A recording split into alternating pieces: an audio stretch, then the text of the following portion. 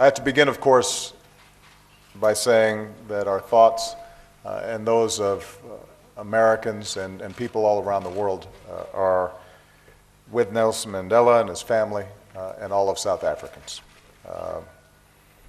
The struggle here against apartheid, for freedom, Madiba's moral courage, this country's historic transition to a free and democratic nation has been a personal inspiration to me. It has been an inspiration to the world, and it continues to be in so many regions that are divided by conflict, sectarian disputes, religious or ethnic wars.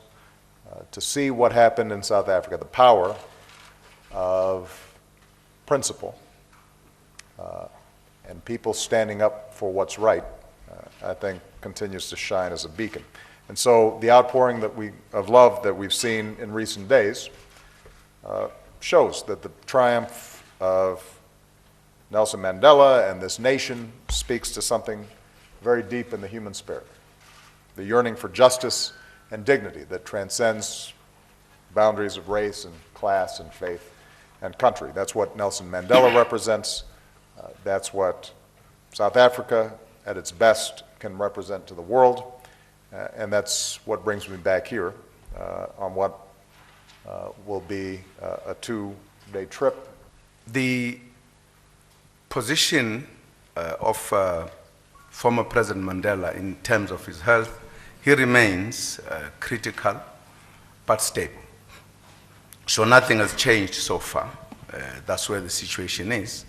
But we are hoping that it is going to improve. And I think with all the prayers and good wishes that are being made, certainly must do something, as you have seen, even in the country and abroad. Everyone is wishing Mandela well, a speedy recovery. And the doctors who are attending to him are doing everything. And these are very excellent doctors who are dealing with him. So we place our hopes as well that they will do better. We hope that very soon he will be out of hospital. Our population is under the age of 15. School capacity and, We support peaceful process peaceful protests and peaceful methods of bringing about change in Egypt. I think every party has to denounce violence. We'd like to see the opposition and President Morsi engaged in a more constructive conversation around how they move their country forward, because nobody is benefiting from the current stalemate that exists there. And we do not take sides in terms of who should be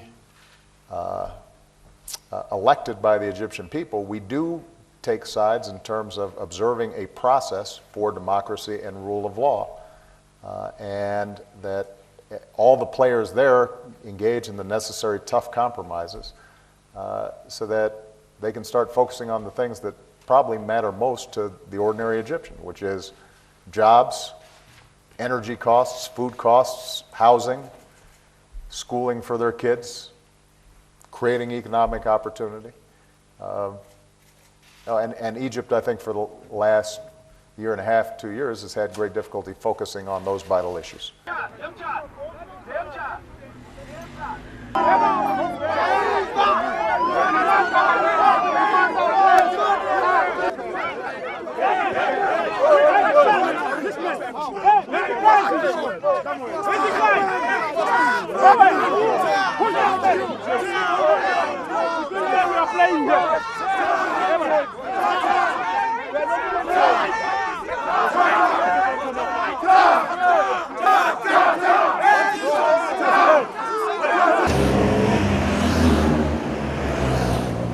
Gracias. Which car? Which car?